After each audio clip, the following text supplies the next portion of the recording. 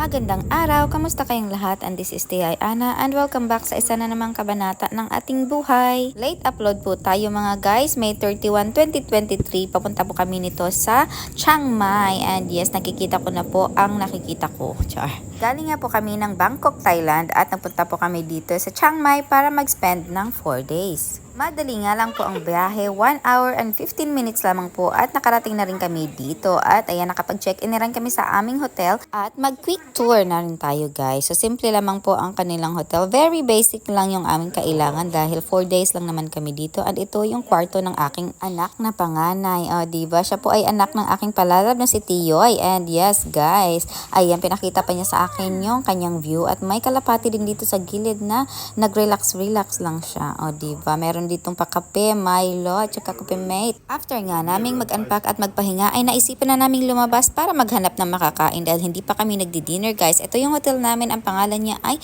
Dico Ving. Ang landmark po talaga nito ay malapit siya or halos katabi lamang siya ng Chiang Mai Ram Hospital and just outside the wall from the old city. This is actually my second time dito sa Chiang Mai guys and yes, ito talaga ang pinaka-paborito kong gawin, ang night markets. Dito marami kayong pagpipilian na kainin.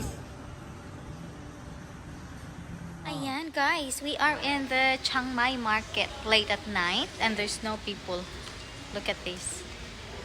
See? Para lang ako nasa Pilipinas. Palengke ng Pilipinas, o diba?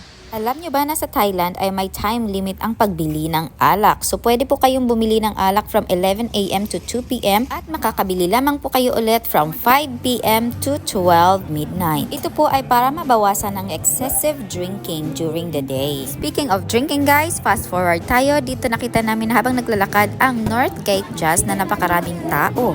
At nainganyo din kaming lumapit at ayan, nagpa-cocktail na si Tia nyo.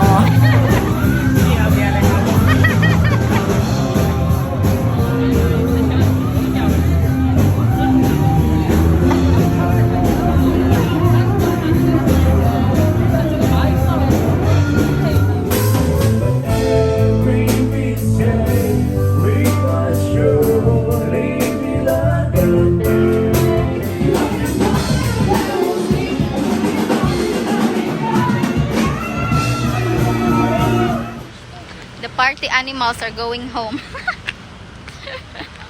It's currently midnight guys. And yes, pabalik na kami sa aming accommodation after sa aming grabe, pinagpawisan ako kasayaw dun ah. Nagutom nga si Tiyoy ninyo pabalik doon sa aming accommodation at mabuti na lamang at bukas pa itong si Kuya at nakabili kami ng food. Ang kagandahan nga ay makikita mo rin silang nagluluto dito sa street o diba. Yung binili po namin ay 50 baht per order lamang po and in-enjoy ko na nga pagdating namin sa aming kwarto. And that's all for today's video guys. Thank you all for watching. Bye! Mwah. I can't stab that cigarette now, that Korean blood guy. He suddenly turned up.